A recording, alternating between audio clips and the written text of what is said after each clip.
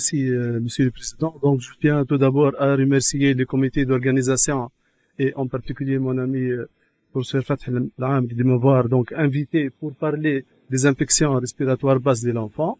Donc, nous sommes également honorés par la présence de notre maître professeur Habib Al-Kharrat et mon ami donc Samir Fiji. Donc, pour les infections respiratoires basses, ce sont les infections en dessous du larynx, donc ça englobe les broncholites, les bronchites et les pneumonies. C'est un motif qui est très fréquent des consultations et il y a des formes qui sont particulièrement sévères, en particulier chez les nourrissons âgés de moins de 3 mois et en cas de terrain particulier. Donc, la grande majorité des infections sont dues à des virus et donc sont des maladies qui sont spontanément résolutives dans la majorité des cas. C'est une cause majeure d'antibiothérapie ambulatoire chez l'enfant. Donc, on va voir ensemble quelques cas cliniques qui sont très simples, juste donc pour discuter la pathologie et la prise en charge. Donc, pour le premier cas, c'est un nourrisson âgé de 40 jours qui n'a pas d'antécédents notables et qui présente depuis 2 jours une rhinorrhée claire, une gêne respiratoire, cyanose péribicale, toux grasse et refus de tétée. Donc, l'interrogatoire, les 2 parents, donc les parents sont grippés. À l'examen, une fièvre qui est modérée, il est polypnique, une saturation qui est basse, un tirage sous et intercostal, wheezing, décibelant à l'auscultation, et le reste de l'examen est son particularité. Donc, quel est votre diagnostic? Donc, c'est une bronchiolite. Donc, les critères anamnéstiques en faveur de la bronchiolite, c'est les parents donc, qui ont une infection virale, la symptomatologie respiratoire, l'examen physique, la polypnée, les signes de lutte et l'existence donc de ces bilans. Et il y a un signe de gravité, c'est la cyanose et les refus du tété qui constituent une indication d'hospitalisation. Donc, les infections virales de voie respiratoire basse sont secondaires à des infections virales et qui sont de loin dominées par le VRS.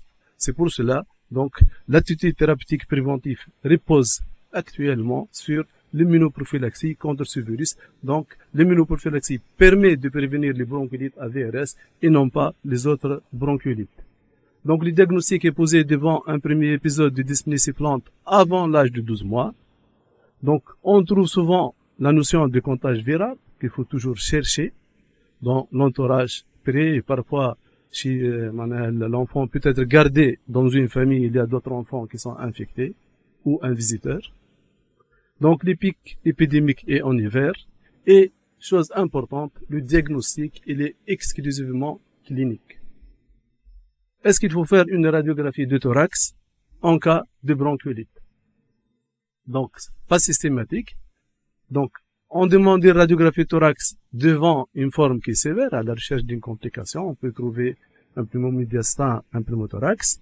On a un diagnostic différentiel, lorsqu'il y a suspicion d'une myocardite, et en cas de myocardite, on va trouver des signes d'insuffisance cardiaque, augmentation de la fréquence respiratoire, augmentation de la fréquence cardiaque, gros cœur et gros foie. Et lorsqu'on suspecte une complication, telle qu'une surinfection, et en général, on suspecte la surinfection lorsqu'il y a une ascension thermique secondaire avec aggravation de la symptomatologie, et également lorsqu'on suspecte une atélectasie. Il faut toujours évaluer la sévérité pour indiquer l'hospitalisation et d'une façon globale, donc on va hospitaliser les nourrissons âgés de moins de 6 semaines. Lorsqu'il s'agit d'un terrain particulier, une cardiopathie congénitale, un déficit immunitaire, une bronchodysplasie et les formes sévères. Et en pédiatrie, il y a plusieurs scores. On utilise fréquemment le score du Hank entre 0 à 12 et on considère que la bronchiolite est sévère lorsque le score est compris entre 8 et 12. Donc le traitement est purement symptomatique, c'est la désobstruction rhinopharyngée, la position proactive actuellement, donc il n'y a pas d'unanimité. L'hydratation suffisante avec fractionnement donc des tétés. Antipyrétique si les nourrissons est fébrile. L'oxygénothérapie est indiquée lorsque la saturation est inférieure à 92%. dans les formes légères et modérées et inférieur à 94% dans les formes sévères. Et l'oxygénothérapie à haut débit a amélioré de façon considérable donc les pronostics et la prise en charge de la bronchiolite en réduisant le recours à la ventilation invasive. La kinésithérapie respiratoire n'est pas systématique également, elle est indiquée dans les formes donc hypersécrétantes et en cas d'atelectasie. Lorsqu'il y a une pathologie sous-jacente, les maladies musculaires, une mucoviscidose, une dyskinésie ciliaire. Donc, pour le traitement médicamenteux, il n'y a pas de place pour les nébulisations des bronchodilatateurs et des corticoïdes, pas de place pour la corticothérapie par voie systémique, par voie orale et par voie intraveineuse, et pas d'indication également des antitussifs. Donc, pour l'antibiothérapie, elle est indiquée lorsqu'on suspecte une surinfection. Et quand est-ce qu'on suspecte une surinfection? En cas de fièvre, surtout lorsque la fièvre est d'apparition secondaire, lorsqu'il y a une ascension thermique secondaire. S'il y a un syndrome inflammatoire biologique, donc en pédiatrie, on utilise beaucoup les indices inflammatoires, la CRP, et plus rarement la procalcitonine, puisqu'elle est plus chère. Et lorsqu'on découvre une opacité, donc un syndrome de condensation à la radiographie du thorax. Donc pour les complications, je vais citer uniquement donc l'asthme viro-induit et la bronchiolite oblitérante, et on suspecte cette complication lorsqu'il y a persistance de la symptomatologie, une oxygénodépendance. Souvent, cette complication se voit chez les enfants qui ont une bronchiolite sévère et particulièrement avec l'adénovirus. Et dans ce cas, il faut compléter les explorations par l'imagerie, une TDM thoracique à la recherche de l'aspect en mosaïque. La prévention. Donc la nouveauté, c'est la prévention. Actuellement, donc il y a deux moyens de prévention, soit l'immunoprophylaxie par les anticorps monoclonaux ou la vaccination de la femme enceinte. Donc pour les anticorps monoclonaux, il y a le nirsevimab, il est administré donc immédiatement après la naissance, avant la sortie de la maternité à la dose de 50 mg par voie intramusculaire lorsque le poids est inférieur à 5 kg et 100 mg par kilo lorsqu'il est supérieur à 5 kg. Il est administré au début de l'épidémie. Donc pour la vaccination de la femme enceinte, l'efficacité elle est moindre. Pourquoi? Parce qu'on ne peut pas prévoir donc le début de l'épidémie. La dernière épidémie elle est un peu tardive par rapport à l'année donc précédente. Ou deuxième chose, on ne peut pas prévoir donc la date d'accouchement. C'est pour cela donc on privilège donc les anticorps monoclonaux pour l'immunoprophylaxie. Donc on voit cette étude qui est récente. Donc c'est une méta-analyse de 19 études qui a montré l'efficacité de nirsevimab qui est de 88% donc pour prévenir et pour réduire donc les taux d'admission. Le problème, cette efficacité se prolonge tout au long donc de l'épidémie. Le problème, c'est le coût de cette immunoprophylaxie. Donc c'est 401 € et en Tunisie 1330 dinars pour le nirsevimab et 671 dinars pour la vaccination de la femme enceinte. Actuellement, donc, CETA Sfar, il est en train de collecter les cas de bronchiolite dans le centre pour essayer d'introduire donc cette immunoprophylaxie l'année prochaine. Et Inch'Allah, on aura donc cette immunoprophylaxie avec un prix qui est beaucoup moins cher. Donc, on passe au deuxième cas clinique. C'est un enfant âgé de 4 ans, pas d'antécédents particuliers, depuis 2 jours, fièvre à 39,5, altération donc de l'état général, toux, douleur basithoracique gauche et des râles crépitants à la base gauche. Donc pour la radiographie thorax, donc il y a une opacité au niveau de la base thoracique gauche, c'est une opacité qui est hétérogène, c'est une opacité qui n'efface pas les bords gauche du cœur, qui n'efface pas le diaphragme, c'est une opacité non rétractile. Et donc, quel est votre diagnostic? C'est une pneumonie. Donc, quelle est la place de l'échographie? Actuellement, donc, c'est un examen qui est facile, qui est de plus en plus utilisé. avec une grande sensibilité, une grande spécificité. D'ailleurs, dans notre service, nous avons publié plusieurs articles concernant l'échographie dans la bronchiolite et l'intérêt donc pronostic de cet examen, mais donc ça nécessite une formation, une expérience et un bon matériel. Donc pour notre patient, la biologie, donc il y a une hyperleucocytose apolynucléose, un syndrome inflammatoire qui est franc avec une augmentation très importante de la CRP. Et donc quel est l'agent infectieux de cette pneumonie qui est présumé? C'est les pneumocoques. Donc quels sont les éléments en faveur du pneumocoque? Donc le début brutal, la fièvre qui est élevée, l'altération de l'état général, les signes en foyer, la douleur thoracique associée, le syndrome inflammatoire franc. Et donc vous voyez sur cette diapositive le streptocoque pneumonie en Tunisie et l'évolution de la résistance. Et vous voyez ce qui est en bleu, c'est la résistance à l'amoxicilline qui est en augmentation avec des chiffres qui sont alarmants. Donc en 2019-2020, 17,5%. Et ce que, heureusement pour donc les céphalosporines de troisième génération, donc cette sensibilité reste encore stable et donc le céfotaxime reste encore efficace. Et qu'est-ce que vous constatez? Qu'à partir de 2022, il y a une petite diminution de la résistance. Et ceci est en relation avec la vaccination qui a été débutée en avril 2019.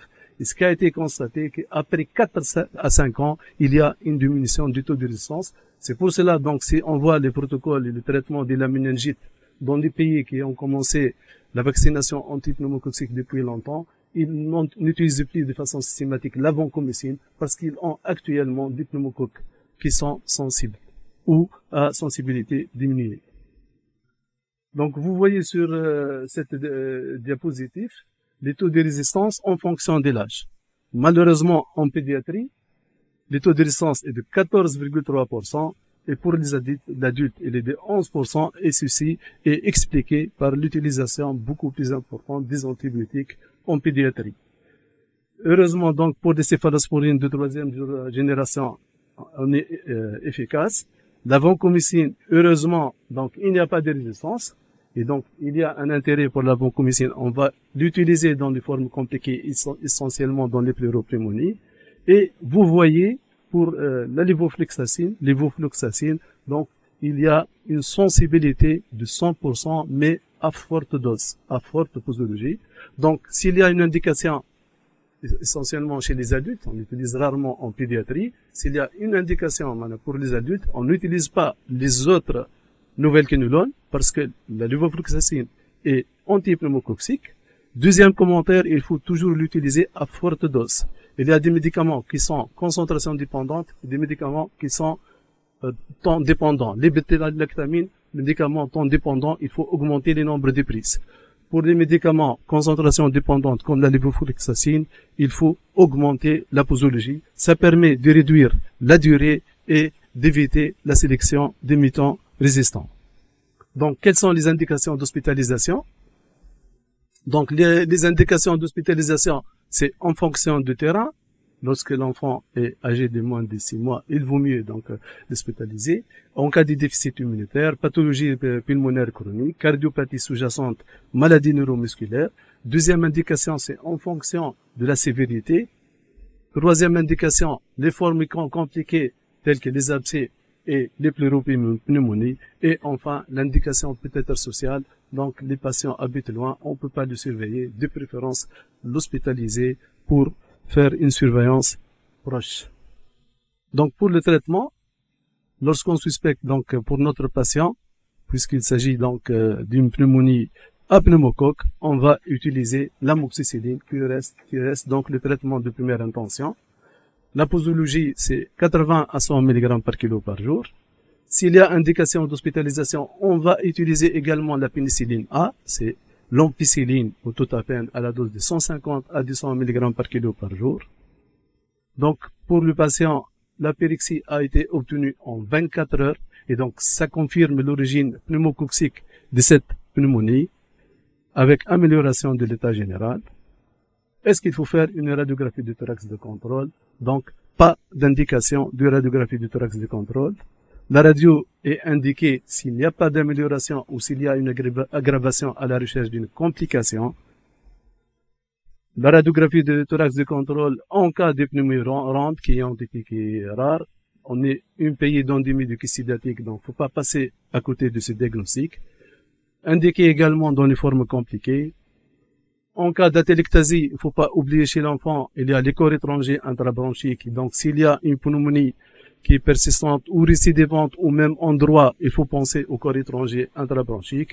Et pour les pneumonies récurrentes, donc il y a une pathologie qui est diagnostiquée par les adultes, donc les médecins, donc des adultes et les pédiatres. C'est des déficits immunitaires communs variables. Donc si pneumonie récurrente, il ne faut pas donc oublier de demander le dosage pondéral des immunoglobulines. Donc, la radiographie du thorax a été faite, pas d'amélioration. Quel est votre diagnostic? Une pleuropneumonie. Donc, l'échographie thoracique, ponction pleurale a ramené un liquide purulent de 80 ml et la PCR a confirmé l'origine donc pneumococcique. Donc, pour la prise en charge, il faut donc intensifier l'antibiothérapie. Pourquoi? Parce que les bactéries qui se compliquent des pneumonies sont particulièrement virulentes, même les pneumocoques. Ça peut s'agir d'une pneumonie à staphylocoque. La diffusion des antibiotiques dans la cavité pleurale, elle est faible, donc c'est pour cela qu'il faut associer. Et enfin, le pH dans la cavité pleurale, il est acide, donc ça diminue l'efficacité des antibiotiques. Et donc, on va administrer céfotaxime à la dose de 200 mg par kilo par jour, vancomycine. Et actuellement, donc, de moins en moins, on recourt à la chirurgie, à la thoracoscopie, et on utilise beaucoup plus, donc, le traitement médical. Donc, pour répondre, je pense, à la question du professeur Kharrat concernant, donc, l'impact de la vaccination. En Tunisie, actuellement, en étatique, on utilise un vaccin qui est 10 valents. قبل كان Synflorix, actuellement pneumoside. في البريفي يستعملوا 13 valents. Mais si on voit, on couvre pas tous les sérotypes entre 10 valents ou 13 valents. Le 15 valents, donc, femme le 22 ou 33F. Donc, actuellement, aux États-Unis, 20 valents. Donc, pour le vaccin 15 valents, actuellement, il est recommandé en France depuis avril 2024 et il a été ajouté au calendrier vaccinal et il est totalement remboursé. Quel est l'impact de la vaccination dans les membres? Donc, ça a été bien étudié avec le vaccin 13 valents. Donc, il y a initialement une diminution donc de l'incidence des infections invasives à pneumocoque et par la suite donc il y a une réaugmentation avec les sérotypes qui ne sont pas donc couverts par le vaccin. Mais heureusement, ce qui a été constaté donc par toutes les études, c'est la diminution des résistances des pneumocoques. Troisième cas clinique, enfant âgé de 8 ans, toux fébrile, lésions cutanées depuis 6 jours, une fièvre qui est modérée, fréquence respiratoire à 30, des râles bronchiques diffus, une conjonctivite, œdème des paupières, chélite érosif écruteuse des lèvres, des lésions oncocardes diffuses. Donc, les éléments qui sont intéressants pour le diagnostic étiologique pour cet enfant, c'est une symptomatologie qui est progressive, ça évolue depuis 6 jours, une fièvre qui est modérée, l'existence donc d'une conjonctivite et d'une atteinte cutanée. Donc vous voyez donc l'atteinte, donc la chélite, les lésions qui sont oncocardes et donc des lésions cutanées oncocardes évoquent quelle pathologie? L'érythème polymorphe.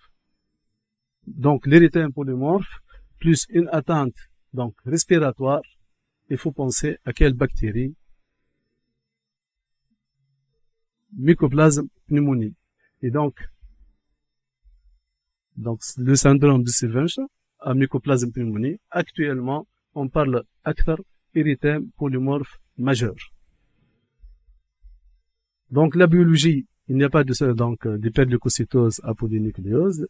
La CRP n'est pas très augmentée, comme le cas précédent de la pneumonie à pneumocoque. Et la PCR, donc, a confirmé le diagnostic et la sérologie était également positive. Donc, quels sont les éléments en faveur du pneumocoque? C'est l'âge des mycoplasmes pneumonie. C'est l'âge supérieur à 5 ans. Donc, c'est une pathologie qui se voit chez les grands enfants. Donc, on voit cette pathologie, elle est beaucoup plus rare chez les nourrissons.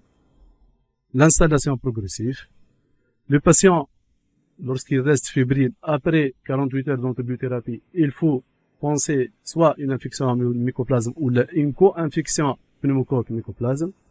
Donc, les signes extra-pulmonaires, les taux normaux ou peu élevés de la CRP, de la procalcitonie et l'atteinte bilatérale à la radiographie du thorax. Donc, quel est le traitement d'une pneumonie présumée à mycoplasme? Donc, c'est les macrolides. On utilise la clarithromycine, l'azithromycine. Donc, c'est utilisée en deuxième intention. Donc, d'autres molécules, donc la présentation de doxycycline, mais doit être contre-indiquée avant l'âge de 8 ans, puisqu'il y a un risque de coloration définitive, donc jaunâtre des dents. Et enfin, donc, les fluoroquinolones, ils sont indiqués en troisième intention. Donc, en ce qui concerne l'azithromycine, à éviter lorsqu'il y a une suspicion d'une pneumonie à pneumocoque, parce que l'azithromycine a un impact qui est beaucoup plus important sur la résistance bactérienne du fait de sa demi-vie qui est longue. Donc, qu'est-ce qui s'est passé en hiver 2024-2025? Donc, ça a été rapporté par plusieurs services de pédiatrie en Tunisie. C'est les pneumopathies hypoxémiantes. Donc, plusieurs cas de pneumopathie hypoxémiante. État général conservé, fièvre qui est modérée, mais l'hypoxie est très sévère, 70, et qui répond bien à l'oxygène avec une lymphopénie, une CRP qui est négative. Et en général, donc, on ne fait pas de PCR de multiplex, puisque le tableau n'est pas sévère. Dans quelques cas, donc, ça a été réalisé. Assous, j'ai trouvé mycoplasme. Asfax, ils ont trouvé donc le rhinovirus. Donc, Actara, c'est beaucoup plus, donc, des pneumopathies virales.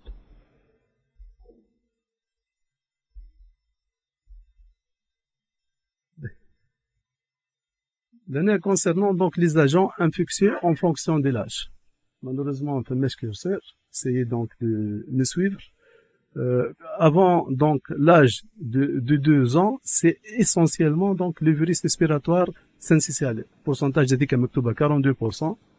Et vous voyez, maintenant, même pour les autres virus, le rhinovirus, c'est 29%, l'adénovirus, c'est 18%. Donc, chez les nourrissons, c'est essentiellement donc les pneumopathies virales. نشوفوا بعد بالنسبة للميكوبلازم بنيموني تشوفوا أبارتير entre 5 et 9 ans وقت البورسنتاج يولي 16% بعد 23% قبل avant l'âge de 2 ans uniquement 2%. Pour le pneumocoque تشوفوا 3%, 4%, 4%, 3%. C'est pas des taux réels. كما قال البروفيسور سنة donc il n'y a pas مش كيما البي pour les mycoplasmes pour le virus donc on peut détecter ces agents infectieux facilement. Pour les pneumocoques, c'est difficile de mettre en évidence donc cet agent et en général, c'est la réponse à l'amoxicilline est un argument de poids en faveur de pneumocoque. Cette étude a été réalisée en Sfax dans le cadre d'une thèse et donc ils ont isolé un agent infectieux dans 80,8% des cas. Donc, les virus ont été donc isolés dans 38% des cas, les bactéries dans 11,5% des cas, et vous voyez donc co-infection virus-bactérie dans 30,8% des cas. Si on a un patient qui consulte pour une pneumopathie très probablement virale, donc il faut suivre ce patient parce qu'il y a une possibilité de surinfection bactérienne. Les marqueurs biologiques en pédiatrie donc peuvent aider pour l'approche diagnostique. Pour les infections virales, pour les infections à mycoplasme, presque kiff. Donc, il n'y a pas de syndrome inflammatoire important. CRP n'est pas très augmenté, négatif dans les infections virales. L'atteinte, elle est bilatérale. Et pour le pneumocoque, les débuts qui est brutal, l'altération de l'état général, la CRP qui est très augmentée avec hyperleucocytose à polynucléose. Donc, les défis actuels dans la prise en charge des pneumonies. Donc, pour les diagnostics, il n'y a pas de consensus sur le critère de diagnostic. Quel est l'intérêt de la radiographie de thorax et l'échographie thoracique? Donc, distinguer entre une infection virale et bactérienne, il y a un overlap des signes et des symptômes. Les co-infections ne sont pas rares, d'où l'intérêt de la radiographie de thorax, des marqueurs biologiques et la microbiologie, essentiellement donc dans les formes sévères. Donc, un traitement antibiotique adéquat permet donc de prévenir l'émergence de mutants résistants. Donc, pour la prise en charge thérapeutique, traitement symptomatique en cas, donc, pour la fièvre et la douleur, donc, on utilise paracétamol. Un message important, il faut éviter, en cas de pneumonie, les anti-inflammatoires non stéroïdiens parce que la relation entre l'utilisation des anti-inflammatoires et les pneumonies compliquées, donc, a été trouvée dans plusieurs études. L'oxygénothérapie en fonction, donc, de la saturation, la réhydratation, donc, traitement antibiotique en cas de pneumonie bactérienne et en cas de pneumonie virale. Donc, ça se voit essentiellement chez les enfants âgés de moins de 5 ans, sans comorbidité. Dans ce cas, donc, il faut faire une surveillance de cet enfant. L'antibiothérapie n'est pas indiquée si la CRP est négative, s'il y a un contexte épidémique, donc c'est une pneumopathie virale. Et dans ce cas, donc, on peut se permettre d'observer, donner un traitement symptomatique, tout en discutant avec les parents pour reconsulter en cas d'aggravation et surtout ne pas oublier de revoir les patients dans 48 à 72 heures. Donc, comment traiter une pneumonie présumée à pneumocoque en ambulatoire? Donc, c'est l'amoxicilline 80 à 100 mg par kilo par jour. Et même en cas de pneumocoque à sensibilité diminuée, l'amoxicilline reste efficace parce qu'elle a une très forte concentration dans le parenchyme pulmonaire. Bon, pour le nombre de prises, il y a un message important, il y a un nombre de prises, surtout au début du traitement. Comme on dit, les bêta-lactamines, c'est un antibiotique temps dépendant. قد ما نعمل augmentation des prises comme المينالجيت ما يلزمش أقل من 4 معناها prises. Donc, على الأقل, au début du traitement, pendant 48 heures, 72 heures, respecter l'intervalle de 8 heures entre les prises, ou en cas d'apérixie, on peut donc alléger le traitement. La durée de traitement, elle est variable entre 5 et 7 jours. Là, actuellement, il y a plusieurs études dans des revues prestigieuses qui ont préconisé donc la réduction de la durée du traitement, mais qui nous les critères d'inclusion. On a plusieurs pneumonies virales ont été donc inclus dans ce travail, donc on ne peut pas extrapoler et donc utiliser donc la même durée d'antibiothérapie. Mycoplasme, c'est la clarithromycine, l'azithromycine en deuxième intention et les alternatives doxycycline, fluoroquinolone. Quand est-ce qu'on utilise l'association amoxicilline acide clavulanique en cas d'infection respiratoire basse?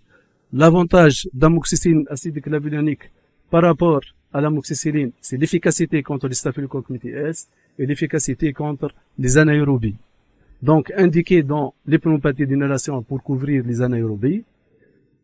Lorsque l'enfant n'est pas encore vacciné ou n'est pas correctement vacciné, il peut faire une pneumonie A hémophilis influenzae type B, et donc qui sécrète une bêta-lactamase, l'amoxicilline, pour efficace. Donc, on utilise soit l'association amoxicilline acide clavulanique ou la céphalosporine de troisième génération. Et enfin, lorsqu'on suspecte une pneumonie à staphylocoque. En cas d'hospitalisation, donc entre 1 et 6 mois, qui on a la possibilité de pneumonie hémophilus, donc association amoxicilline acide clavulanique par voie intraveineuse ou la céphalosporine de troisième génération. عند le petit nourrisson, il n'a jamais une infection chlamydiée, donc pneumonie, on peut associer un macrolide. Après l'âge de 6 mois, donc, pour les enfants hospitalisés, c'est l'ampicilline 150 à 200 mg par kilo par jour. La pénicilline, malheureusement, non disponible actuellement au milieu hospitalier. Pour les pneumonies sévères et en cas d'état septique, la ceftriaxone ou la cefotaxime, plus ou moins macrolide lorsqu'on suspecte mycoplasme pneumonie ou des terrains particuliers, les drépanocytaires qui se comportent comme un déficit immunitaire. Et dans les formes compliquées, qui me chauffent la pleuropneumonie, on associe la vancomycine. Donc, le passage à la voie orale dès l'amélioration de l'état clinique avec une apérixie pendant plus de 24 heures, que ce soit à l'hôpital ou à la clinique, apérixie plus que 24 heures, on peut donc passer à la voie orale. Durée de l'antibiothérapie entre donc 5 et 7 jours, en milieu hospitalier, c'est 7 à 10 jours. Il faut prolonger cette antibiothérapie en cas de sepsis, en cas de pneumonie à staphylocoque et dans les formes compliquées. Il faut toujours réévaluer donc le patient. Donc l'apérixie est attendue dans le 48 à 72 heures et pour le pneumocoque, cette apérixie elle est rapide. Pour les mycoplasmes, donc elle est plus tardive. Et vous voyez bien, il y a deux enfants qui ont une pneumonie et qui ont été traités initialement par l'amoxicilline. Le premier en vert est que l'apérixie a été obtenue rapidement. Fin et persistance de la fièvre. Donc, traitement a été modifié et donc mis sous macrolide et obtention de l'apérixie. Et l'épreuve thérapeutique peut nous donner donc une orientation vers la bactérie en cause. Avant la dernière diapositive, concernant la coqueluche. Donc, nous avons vécu 2023-2024 une forte épidémie à coqueluche. Malheureusement, avec beaucoup de formes malignes. Ce sont des nourrissons qui ont une hyperleucocytose qui peut arriver à son mythe et beaucoup de cas d'immortalité malgré l'exsanguinotransfusion. Le deuxième moyen thérapeutique qui est les échanges transfusionnels. Vous voyez en France la même chose. Ce qui a été préconisé donc en Tunisie, c'est ajouter un vaccin au milieu scolaire. C'est insuffisant. Alors, on va donc limiter la contamination par la fratrie, mais les parents peuvent contaminer le nouveau-né et même pour le vaccin, que ce soit entier ou cellulaire, le privé, ça permet une protection sérique. معناها اللي باش ياخذ الفاكسان مش باش يمرض مي باش يكون عنده البردة الله بيرتيسيس في الميكاز نازال et peut contaminer. Donc, أحسن moyen pour prévenir donc la coqueluche هي la vaccination de la femme enceinte ويتولد صغير déjà عنده une immunité. Ce qui a été préconisé donc actuellement donc par la France. Le ministère de la Santé خرجوا زاده pour encourager la femme enceinte. Quels sont les moyens ou comment on a sensibilisé nos amis obstétriciens. Ben, pour conclure, donc pour les infections respiratoires basses, prépondérance de l'étiologie virale dans les infections respiratoires basses, il faut optimiser l'évaluation clinique. Donc, établir des scores pédiatriques. Malheureusement, il y a quelques scores, mais donc peut-être faire d'autres scores qui sont plus fiables. L'intérêt donc de l'échographie dans l'avenir, je pense dans les cabinets privés, chaque médecin va avoir dans l'avenir échographie avec un petit écran, mais ça nécessite une formation matérielle performante. Donc pour le pneumocoque, c'est l'amoxicilline par voie orale. Si on suspecte donc un germe atypique, les macrolides, et j'insiste sur la prévention par la surveillance épidémiologique, la réévaluation des programmes de vaccination et surtout meilleur usage des antibiotiques par la sensibilisation et par l'élaboration des protocoles. Et je vous remercie. Merci beaucoup, monsieur le professeur Chokri Chouchen, pour cette excellente présentation. Je vais passer la parole à la salle, mais si je vous permettez, nous avons un reliquat de questions pour le professeur. Merci beaucoup. C'est pas grave, on laissera pour après. On laissera pour après. J'ai une question concernant l'enfant qui a développé une pneumonie et s'est compliqué d'une pleurésie. Il est âgé de 4 ans. J'imagine qu'il est vacciné, s'il s'agit bien sûr d'une observation récente. Donc, la pleurésie, donc, on l'a ponctionnée. Il y a des liquides, on a isolé un pneumocoque. Est-ce que les laboratoires aujourd'hui ont la possibilité d'avoir les sérotypes pour savoir est-ce que c'est un sérotype qui a été couvert par la vaccination ou non? Sinon, pourquoi il a développé une pleurésie alors qu'il est vacciné? C'est une excellente question. Je vais vous deux cas qu'on a vécu dans les services de pédiatrie de Monastir. Il y a deux cas de méningite à pneumocoque. Et donc, pour les deux méningites à pneumocoque, بعثنا les souches الحنان السماوي à l'hôpital d'enfants et elle a pu donc déterminer les sérotypes. Et qu'est-ce qu'on a découvert? Un enfant, il a reçu les 10 valents et donc il n'est pas couvert. Il n'est pas couvert par le واحد. والثاني il n'est pas couvert ni par les 10 valents ni par le 13 valents. Donc heureusement donc cette vaccination permet de sinon إذا كان باش نلقاو من تتحل enquête ou pourquoi c'est pas efficace ou est-ce que la conservation du vaccin n'était pas correcte والكل. Heureusement donc dans les deux cas. الحاجة الثانية الكومنتير الثاني انهم سيتون دو pneumocoques résistants. Et donc هذوما المرضى كان ما حطيناش فانكوميسين on va attendre 48 heures ممكن يوليو دي handicapés بعد. Donc il faut réviser bien نتبعوا les protocoles اللي هما نحاو الفانكوميسين ailleurs. Il faut faire attention معناها en Tunisie. Merci, si Choukri. Je voudrais insister sur la bronchiolite, tout simplement. Parce que c'est vrai, sur le plan épidémiologique, c'est la pathologie donc la plus fréquente, c'est le pic, etc. Et c'est vrai que le médecin de première ligne doit savoir gérer ces bronchiolites en pratique. Je pense que le premier conseil qu'on leur donne, c'est d'accompagner les parents de ces bronchiolites afin de savoir les signes de gravité. Le refus de téter est une plainte très fréquente en pratique, mais il faut chercher les précisions, c'est-à-dire avoir quelques repères, à savoir les 3 derniers repas, biberon ou tété, la moyenne متاعها. Et si on arrive à 50% de moyenne sur les 3 derniers repas, c'est bon. L'enfant, il est alimenté. Il n'aura pas plus de calories par voie parentale. Donc, il faut encourager les parents à garder leur enfant à domicile, mais savoir les quelques repères. Aussi, ils sont inquiets parce que la toux persiste. Il faut passer le message que la toux d'une bronchiolite peut persister 2, 3 semaines et même un mois. Donc, il faut leur donner des repères. Absolument. Le frein expiratoire, les petits signes il n'y a pas de bronchiolite sans détresse expiratoire. On ne va pas stresser les parents ou se stresser soi-même en tant que médecin de première ligne à adresser tous ces malades au centre hospitalo-universitaire avec des urgences débordées, etc. pour des petits tirages intercostaux ou des petits signes de détresse respiratoire tout à fait banaux qu'on doit accepter. Absolument. Donc, ce sont des quelques repères, donc, des messages qu'on doit expliquer aux parents. C'est une pathologie qui doit nécessiter beaucoup d'accompagnement.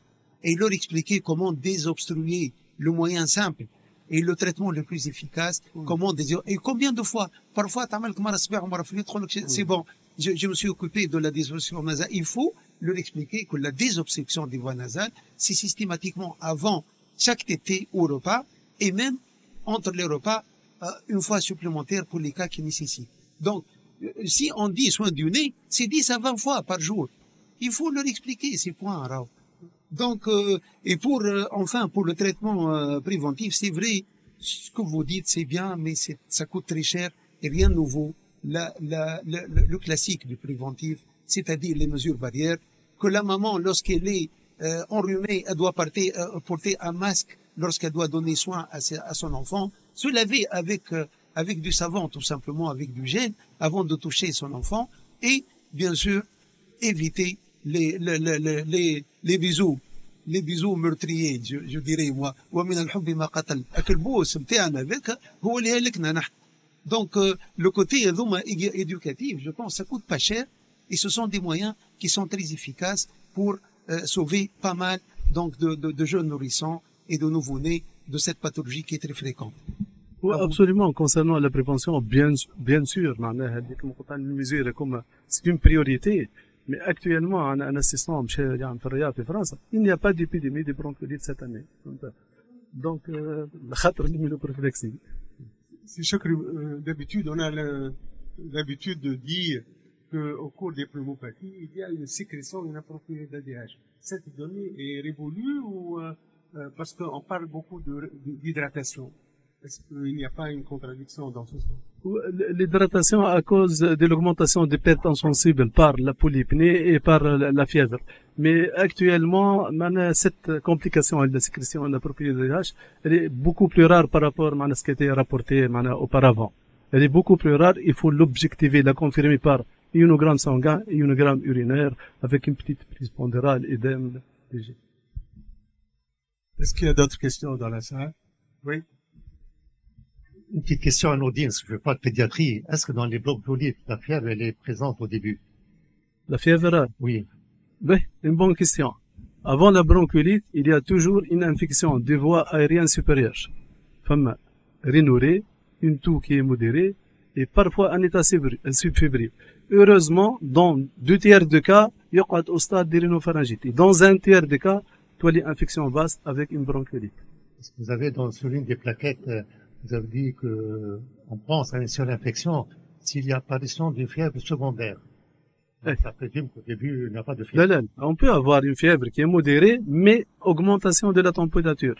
Maintenant, avec 3 jours, fièvre ne dépasse pas 38,5. بعد ولا يعمل 39,5, 40. Il faut suspecter une surinfection.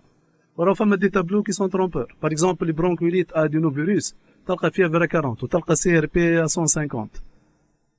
Merci. Et enfin, une dernière remarque, si Choukri, concernant la prise en charge ambulatoire de ces pneumopathies, souvent sensibles à l'amoxicilline, et j'insiste sur la bonne posologie et sur l'horaire. Alors, souvent, on retrouve 3 fois, elle va donner 8 heures du matin, midi, et le soir à 6 heures. Donc, le patient va rester de 6 heures à 8 heures, 14 heures. 14 heures. Donc, c'est sûr que on aura des résistances et des mauvaises réponses. Absolument. Parce que le médicament n'est pas. Pourquoi? Parce qu'on n'explique pas aux parents comment utiliser. راهو المعلومة هذه ما ياخذهاش من عند الفارماسيان ولا لاجون دو فارماسي. كيما تعطيلوش انت معناها في الكونسلتاسيون راهو il n'aura jamais. Surtout au début du traitement, charge bactérienne تكون كبيرة برشا.